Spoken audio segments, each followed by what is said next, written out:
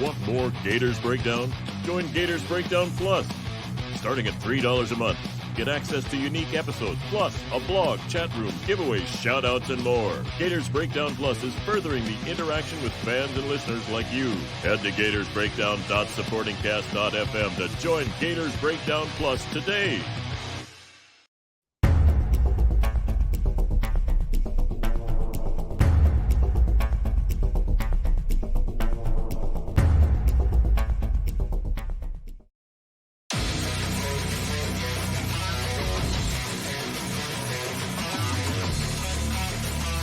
Gators Breakdown, because there's never a dull moment in Gator Nation.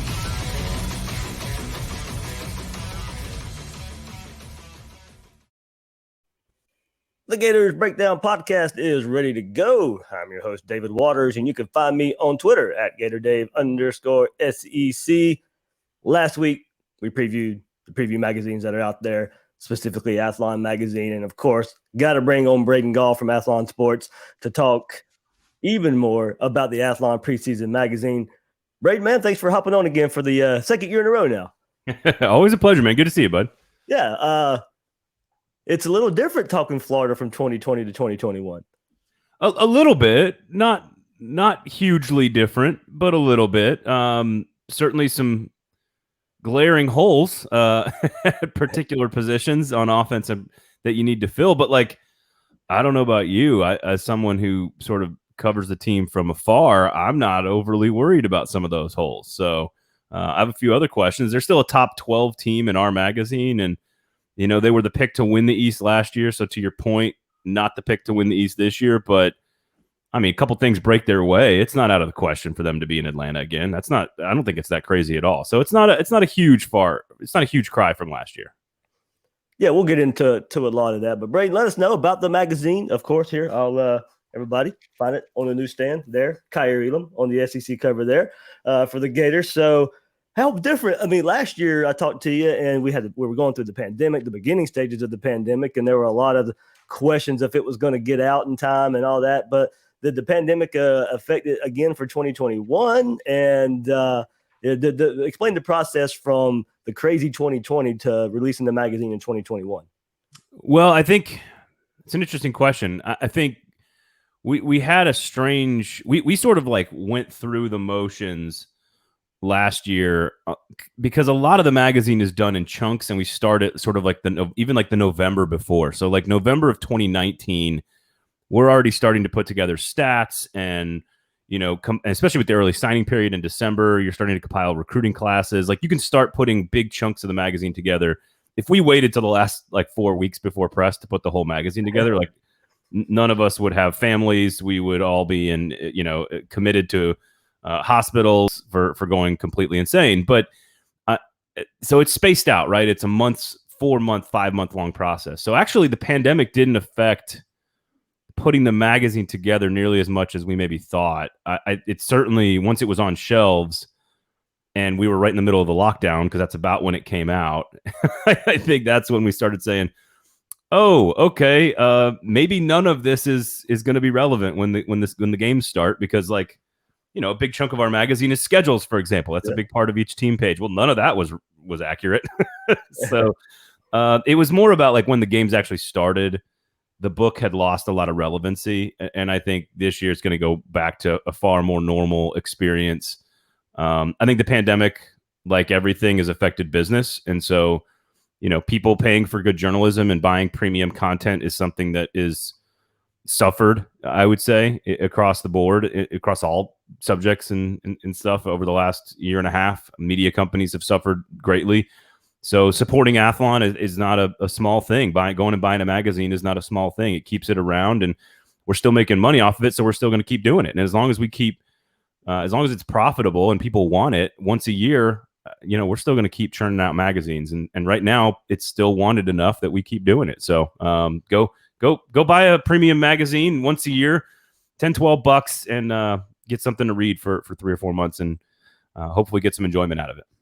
Braden, with or without the podcast, I'd be buying it. So that's a thing. But it's still the one physical media content that I still buy. Everything else is digital, but for whatever reason, this preseason magazines, I have to have the physical copy.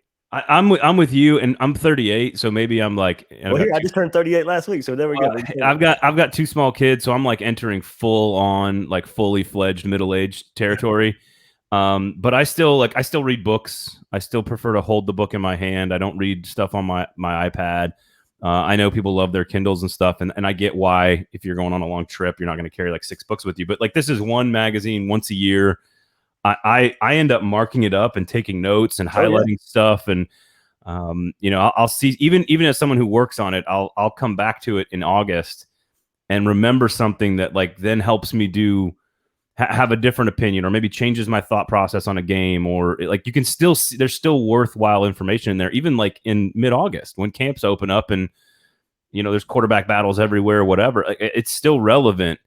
It's a great reference guide, right? Like schedules, statistics, rosters, recruiting classes, the coaching, scouting reports, like all that stuff stays relevant all the way through the season. So I'm with you. Maybe I'm just middle-aged, but I love holding it in my hands and actually having it to like write on and like rip up and stuff. So before we get into it, explain the process of the top 25, because you're not the only one there at Athlon Sports and the work that you guys put together. How does the process come for the top 25, all the predictions, and how many people are involved when you guys put this thing out? So it used to be a lot larger. I will say that it was a lot larger, but I think it's actually gotten better because when it was like 15 people, you had 15 different ideas, and it's hard to sort of organize it. And we would do it a lot of times in one big meeting where we would sit down, we would distribute information and material and sort of prep work for everyone to like sort of study up. And then over like a 2 or 3 day period of time, right at the end of production, we would kind of gather and like hash it all out and throw things at each other. Staplers are flying through the room, and like that was a sort of the way it worked. And now it's a much smaller group of people. But I think these 4 or 5 people are far more in tuned. The knowledge base, I think, is even deeper. And I think the process is far more spread out so that we sort of take our time and pace ourselves to really make sure we're thinking through every single possible kind of issue, right? And so, Florida, Georgia last year, for example, would have been one that we probably talked about 3 or 4 different times over a span of a month. And debated back and forth, like, here's a good point. All right, let's let that sit for a minute. Let's come back to it next week. Let's think about it. Okay, let's study it some more, come back to it the following week. And we kind of flip-flopped. I was sort of always Florida, but there was definitely a couple of meetings where I was like, man, this damn Georgia team's pretty salty. I think they're going to be good. And you kind of do that. Like, so you have a meeting and then you argue something. And there's certain things like Vanderbilt being picked 7th in the East this year. Like, we didn't talk about that. Like that, we walked into the meeting, we sat down, we said, all right, Vanderbilt's at 7. That was sort of easy for us to do in the SEC, for example. And this happens for every conference. And then you kind of, you hone in on where everyone agrees, and then you hone in on where everyone has questions.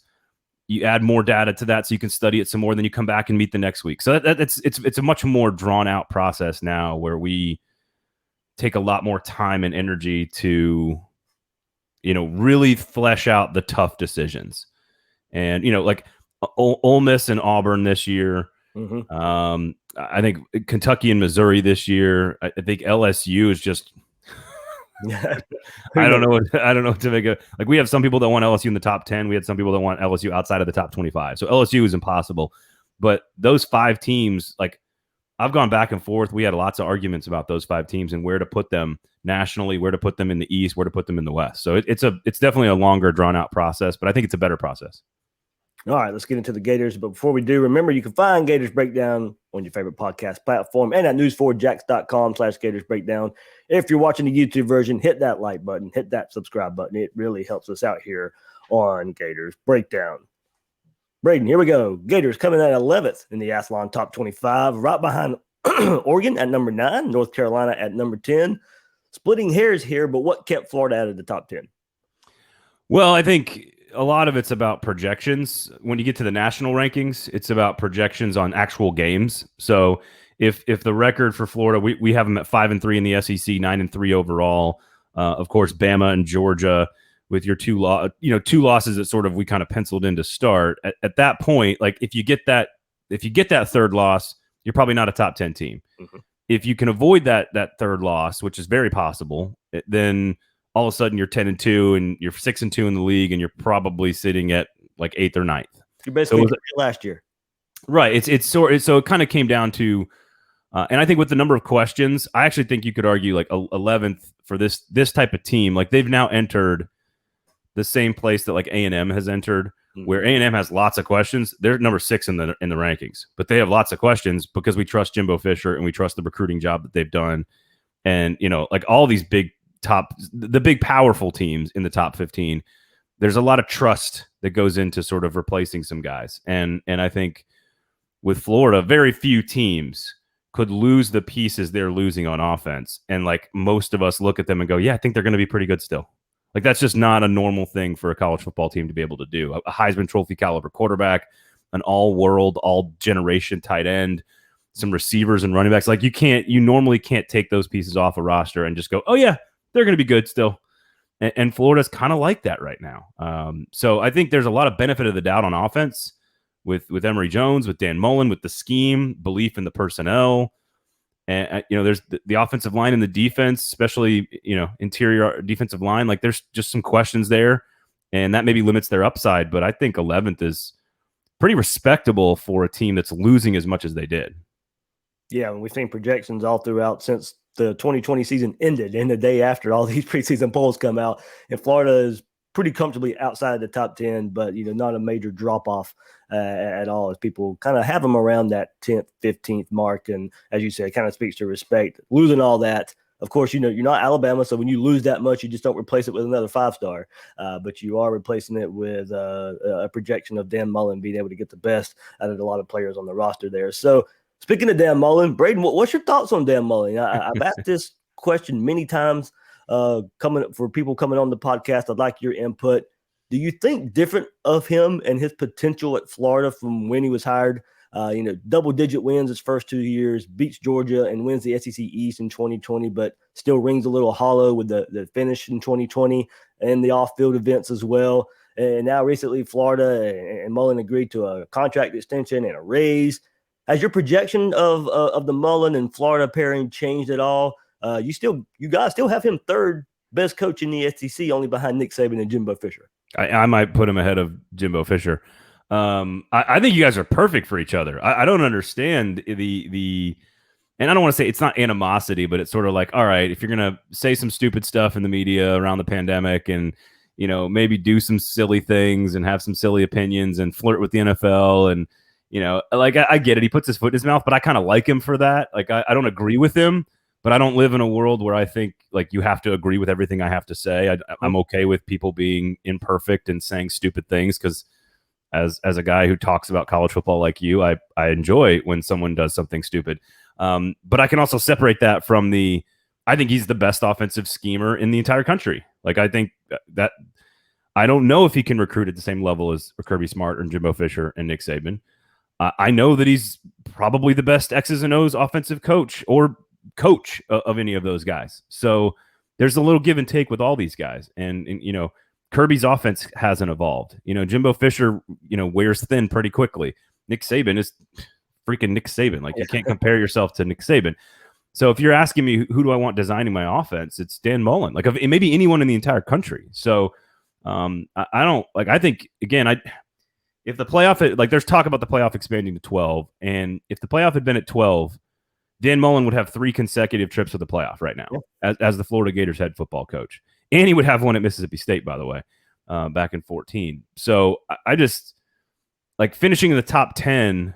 I know Gators fans, like no one suffers losing better than Gators fans, but or suffers winning better than Gators fans, but it's a pretty damn good team, a pretty damn good program. And just because you didn't get over the hump and, beat Alabama doesn't mean that it's not headed in the right direction. So I think you guys are perfect for each other.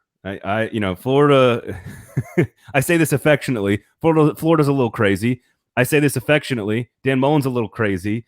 And you have sort of like the new version of Spurrier, right? Like he's not as like funny and as witty as Spurrier, but like he says what he thinks. He says some silly, stupid stuff. He runs a brilliant offense. Like it's not that far from what Spurrier was back in the day. And Spurrier wasn't like a superstar on the recruiting trail. Like that wasn't his thing. So I don't think it's that different. I think you guys are perfect for each other. So I'm a huge Mullen fan.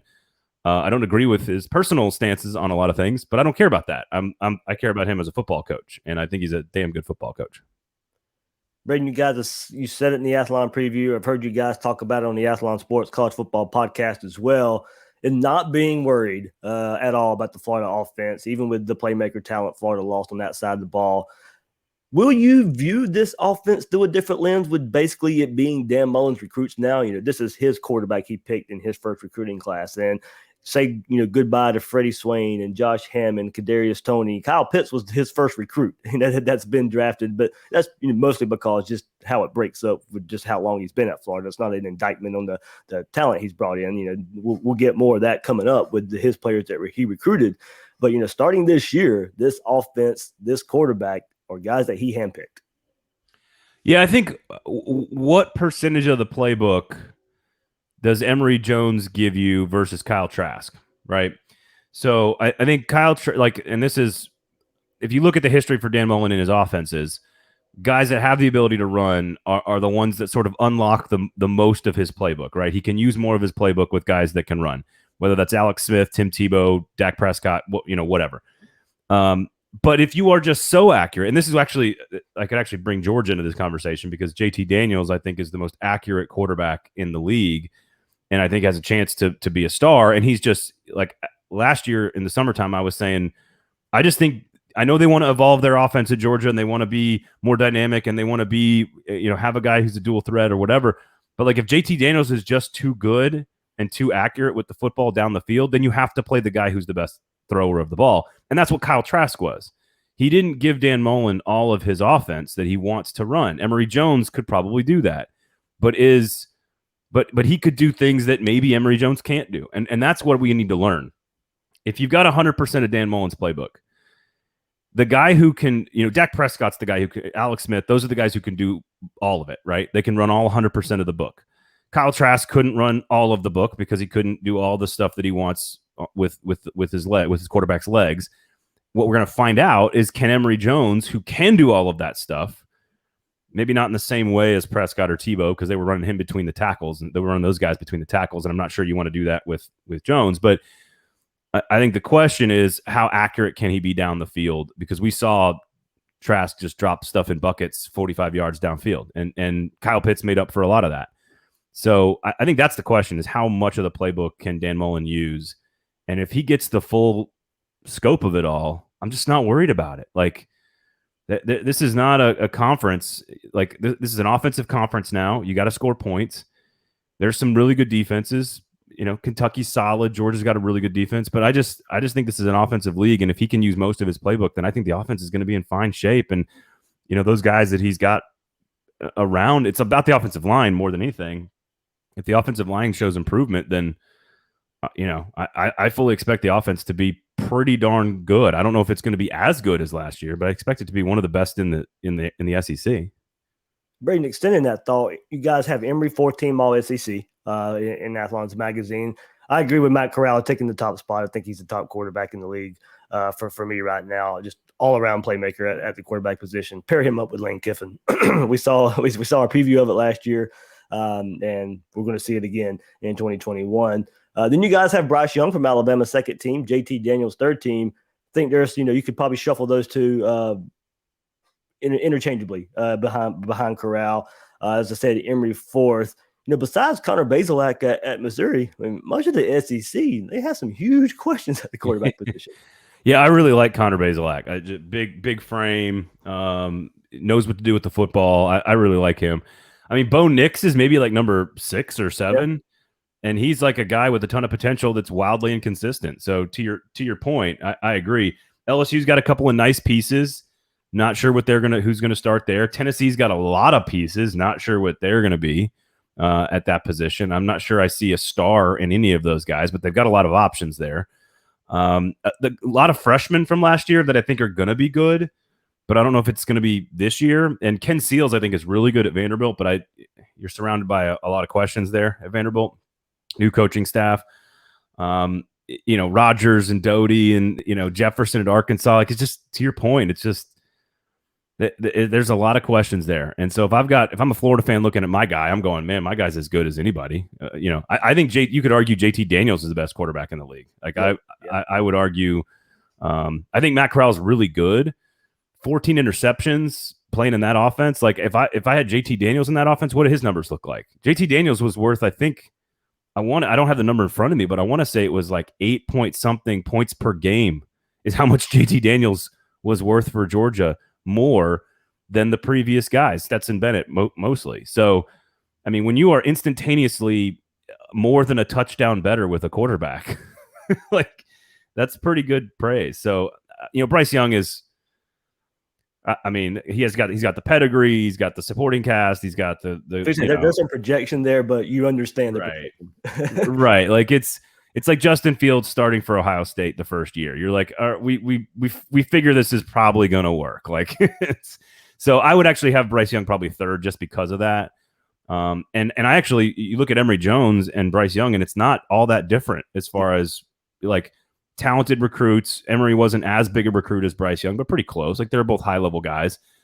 Similar athletic skill, stepping into a position where we really believe in them, and we certainly believe in the supporting cast, but we're not 100% sure who they are yet as the guy when the lights come on. And I think you put Bryce ahead of Emory just because of maybe pure talent and Alabama. Like, right. If they were switched, you might have it the other way around, right? Like, so. Think of what I was thinking. So it really is an interesting year at that position because, like you said, I like Connor Bazelak a lot at Missouri. I think he's quietly one of the better young quarterbacks in this league. But Eli Drinkwitz is doing a really good job putting that scheme together. They're a fun offense to watch. I just, after, to your point, after that, I don't know, man. A lot of questions. Braden, top transfer. You guys, you had 2 transfer pages in the magazine. One, just quarterback transfers, and then other transfers to watch. And the very first one that was mentioned, DeMarcus Bowman, running back, transfer from Clemson to Florida. Florida's now 5 deep at running back. You talk about the quarterback position, but also just the shift in offense, you got to bring up Florida being 5 deep at the running back position and bringing in a high-level talent like Bowman. Yeah, and I think Clemson had another guy go to Wisconsin too. Like, they're just losing dudes left and right, but that's the nature of the portal now. Is I think people – I know Henry Toto is a big-time get for Alabama, but they lost like 8 dudes in the portal that were largely four-star guys going elsewhere, going all over the place. So Clemson's losing guys as well. Georgia lost a few guys. So I think at that position, like, again, Dan Mullen likes to run the football. I always point out Gus Malzahn and Dan Mullen's offenses when he was Mississippi State and previously at Florida, and then Gus at Auburn, like with Cam in particular, they want to run spreads, but they want to run power spreads. Mm-hmm. And a power spread is I mean, that's almost unstoppable if you've got the right personnel. So we know he wants to run the football, has not been able to do it. and that's what's made the last couple of years of success so remarkable, is that they just haven't been very balanced. But you got a lot of dudes, and if you've got to break it up, I don't care if you've got an 1,800-yard back. Like, I just don't anymore. Like, it doesn't matter to me. But if you've got 3 guys with 750 yards, 800 yards, I think you're in really good shape. So Georgia's sort of made a living on that, right? Like, they've got a main guy, and then they've got another guy, and then they got a third guy, and it's like been 15 years of just churning out like backfields like that. So it'll be interesting to see what their running game looks like, because I do think that's one of the missing pieces for this offense, is just if they can find some semblance of balance, I think that unit gets really, really dangerous really fast, and it's already pretty good. Braden, there might be some hope in this, but, trying to maybe talk up the offensive line, maybe talk up the run game just a little bit. Can you see, just because of this shift in offensive philosophy that we pretty much knew Dan Mullen to be before Kyle Trask? This is the style of offense that we knew he could run before we saw Kyle Trask just throw it 40 times all over the field. Maybe a shift back in that philosophy is what this offensive line needs. Maybe what offensive line coach John Hevesy really is known to develop for. These are the type of offensive linemen they recruit to be able to run this power spread offense that you're talking about.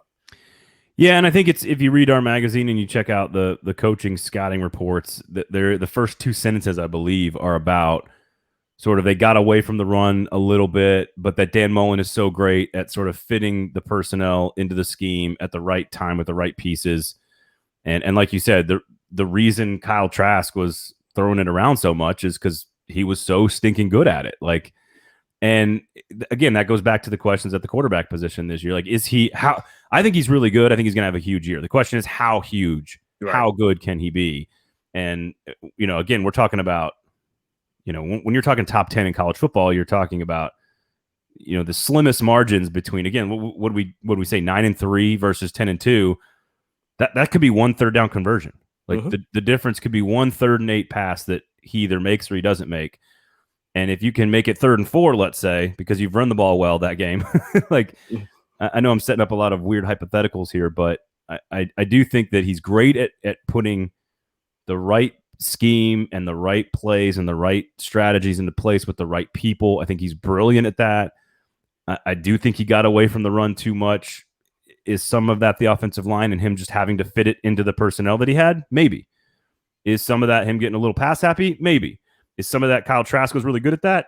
It's probably all of these things. And so I do think you want to find more balance and long term, because if you are going to line up against Bama and against Georgia and against A&M, unless you're LSU Joe Burrow or Trevor Lawrence and Clemson, it's hard to sling it with those guys like that every single Saturday. You have to be able to do other things.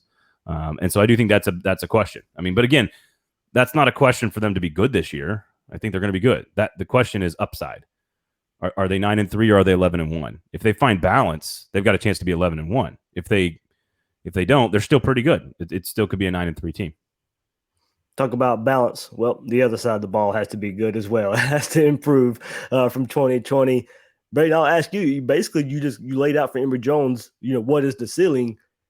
Todd Grantham in this defense, they're going to bounce back, but how big is that jump? It's hard to be that bad. When you're at Florida and you got those players on defense, it's hard to be that bad. There are many reasons you could point to of why a team in 2020 would fall off the face of the earth on defense. Many reasons we've pointed out plenty of times here. But I guess the question I'll pose to you, can Todd Grantham bounce back enough? I don't know. You tell me. Do you guys like him right now? Yeah, I tell you, if you poll Gator Nation right now, it's by far an advantage of he's got to go.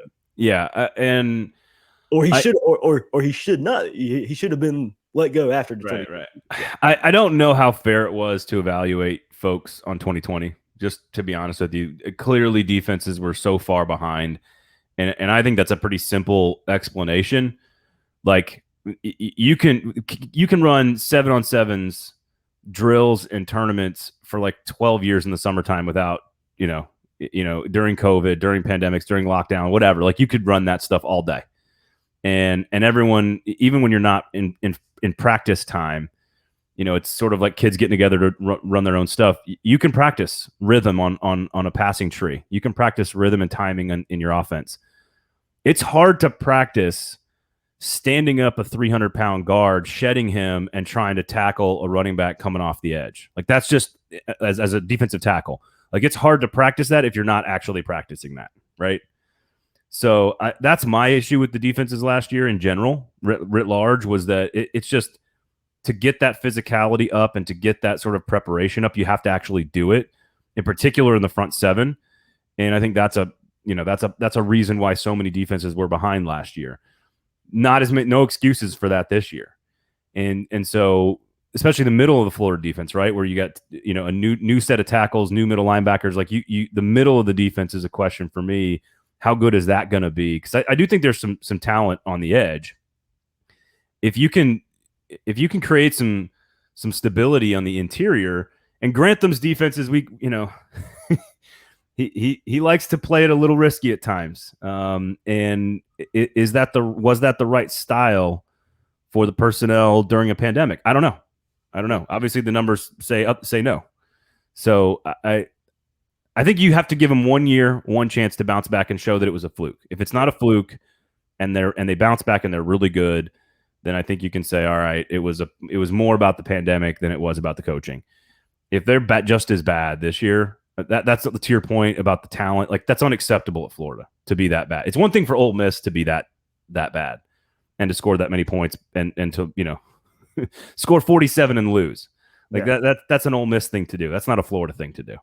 So I agree. I think this is his prove it year. Like you better show marked improvement, or we're going to be looking for a new defensive coordinator. SEC unit rankings, Braden. Athlon has the Florida DB 6th best in the SEC. And after what we saw last season, and only Kyer Elam returning as the known quantity back there in the defensive backfield, it's pretty understandable. Did you think we'd see a day where you guys would think the Florida defensive backfield would be the 6th best DB unit in the conference? Well, LSU and Florida, right? They're DBU. So I guess to that question, yes. But like I said, like if you think about a baseball team, and I know we're in the middle of super regionals or the NCAA tournament, excuse me, and you think about catcher, pitcher, shortstop, center fielder, right? Like that's what's really important on defense in baseball. I think that's where I've got questions about Florida. Like I'm not saying that they don't have answers, that they absolutely could. But what I want to see from them is I want to see stability up the middle. Like I want to see strength at defensive tackle, middle linebacker, and safety. Because if you're good there, I trust them to find corners. Like I just do. I'm not concerned about the corners. I'm not like generally linebackers at Florida. Like I'm not really worried about those guys. Defensive ends, I'm not really worried about those guys. So it's sort of the middle of the defense that I think limits them. And if that collection of guys can kind of settle in and find some star power there, then I think they can be pretty good. But yeah, you're right. Like looking at, I'm not sure I'd even thought about that. Like looking down at our rankings, we got Texas A&M at 3, and I'm like, wait a second, A&M now has the 3rd best secondary, and it's like Jimbo Fisher's recruited pretty well. So, I mean, I know Georgia's got some dudes, but like Auburn at 4, I would never have said Auburn was better than Florida in the secondary. But I guess they had a couple guys starting in the Super Bowl, so I guess I should correct that maybe. Yeah, it is a different time. Like I said, there's pieces there. Jason Marshall, the 5-star cornerback coming in. Maybe he makes his way up early on the field opposite Kyer Elam, but it is safety that Florida has got to figure out. We saw Donovan Steiner and the like back there. Now Trey Dean steps in there with Rashad Torrance, who got a lot of playing time last year as well as a young guy. So there's the 2 pieces there that hopefully solidify that for the Gators. And look, Braden, you talked about it plenty of times here. Transfers at defensive tackle. Antonio Shelton from Penn State, Daquan Newkirk from Auburn. Look, those guys are going to have to help Gervin Dexter anchor down that defensive tackle position on the defensive line. And, you guys at Athlon labeled in Shelton as a transfer, also as a transfer to watch in 2021. And it is because Florida needs a lot of help there with Gervin Dexter. After last year, he played a good bit, probably on the field way too much as a 5-star defensive tackle. Now he gets some help there from Shelton and Newkirk. Yeah, like I said, that is – I don't know if it's going to work out. I don't know if those guys are good enough. I think there's plenty of upside and potential there. There's no question. But again, if you're saying what is your biggest concern about the Florida Gators heading into 2021 with a schedule that's got, like you said, Alabama and at LSU, Georgia. I think at Missouri is a tricky game. I know Florida and Missouri have had a weird history.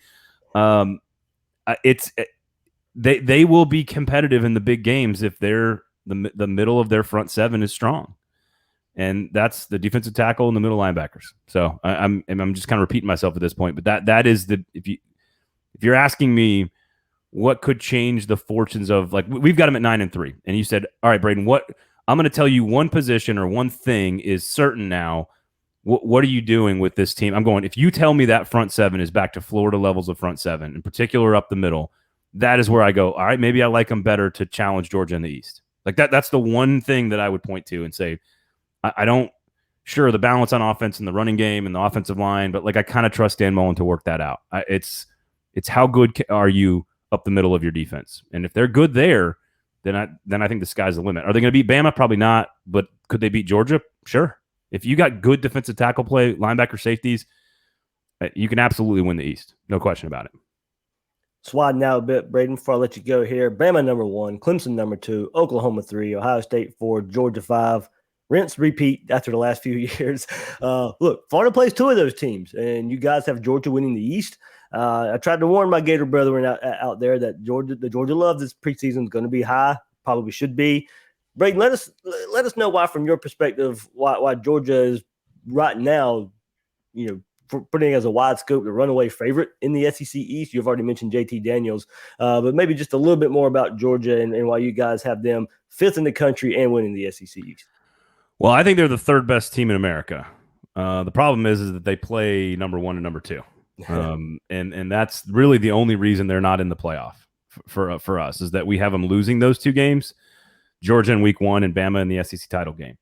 But otherwise, you look at their schedule in the SEC. Yeah, I can't remember an easier SEC schedule for a contender like that. I mean, the Florida game is huge, obviously, but like Auburn. Really? Like Auburn is that their traditional crossover, and Auburn's breaking in a new coach. We have no clue what to expect of them. They're maybe they're a top 25 team, maybe they're not. But you look at the rest of their schedule in the SEC, it's about as easy as it gets for a team like Georgia. On top of the fact that you probably, in my opinion, have the best quarterback in the league in a year where quarterback is a big question mark. You've recruited as well as Alabama. You have better depth and talent than anybody else in the conference, minus maybe Alabama. You don't play Alabama or A&M. So again, back to the schedule. So it starts to line up, right? Like that the bullet points are all there, just like the bullet points were there for Florida last year. Mm-hmm. And that was before we knew that the schedules were all going to get changed, right? Part of the reason we picked Florida over Georgia last year before the schedules changed was because of the schedules. We liked Georgia had to play Alabama, right? Like that was it. That was kind of one of the main reasons was that's an extra loss, and we like Florida to win the game head-to-head. Well, now Florida's got the extra loss, and we like Georgia to win the game head-to-head, and that's kind of it. And so I just think there's a breakthrough moment coming for Georgia, just like people like Georgia fans have been begging for. I don't know if it means they can beat Clemson in week 1. I don't know if it means they can beat Bama, but I think they're the third best team in America, and the only reason they're not in the playoff is because they have to play Clemson and Bama, really. So I just think I think Georgia's on a different tier than even A&M and Florida, but we're, like you said, rinse and repeat on the top. It's all splitting hairs, but I just think Georgia's a cut above, not by much, but a cut above everybody. And I think they're closer to Bama than they are even to A&M or Florida. So I just think they're, if that makes sense. I think. Yeah. Braden, I'm going to put you in a scenario here. Florida at Bama, week 3. Look, this is going to be the first SEC game, that features big powers. It's week 3 of the season. You get Florida, you get Bama. We didn't get the full stadiums last year in 2020. That is going to be an electric atmosphere in the Swamp week 3. Yeah, I'm watching like all these other sports right now, right? Like NHL playoffs and NBA playoffs and baseball stadiums all across the country during the tournament. Just watching like fans be there and have an impact on the game it means so much to see it again on television. It makes you feel good. And so thinking about what that could look like by week 3, man. Look, we get those neutral site. We get Georgia, Clemson, but that's in Charlotte at a neutral site game. We get Alabama, Miami, but that's in Atlanta. We don't get that first big SEC feeling. SEC, CBS theme music pumps up, and you get the big crowd of the Swamp there. It's going to be an atmosphere we haven't seen in college football in quite some time, especially down in the South. Yeah, I want to say, to your point, it's not down in the South. I want to say Auburn plays at Penn State. Yep, week 2 early on, and that will be incredible just because it's 2 historic brands and Big Ten SEC.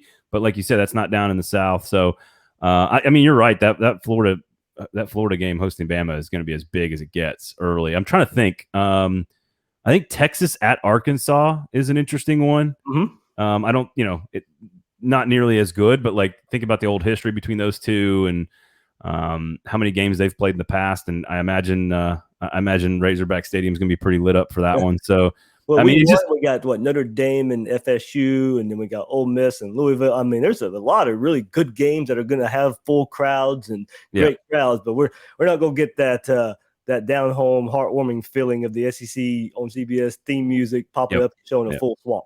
No, and you're right. Like there's nothing like it. And I am happy that teams are. I know that the neutral site games are sort of like the equation is not like, well, should they play these at home or should they play them on a neutral site? No, the equation is, should you play them in a neutral site or not play them at all? Like that's the equation, unfortunately. Yeah. And I would rather have Ole Miss and Louisville and Bama, Miami, and Georgia, Clemson on a neutral field than not at all. So we've got to kind of admit that. But I do think athletic directors are looking for ways to keep people in the building. And what sells better on television? The Mercedes-Benz Stadium or a packed swamp with Alabama? Like what sells more?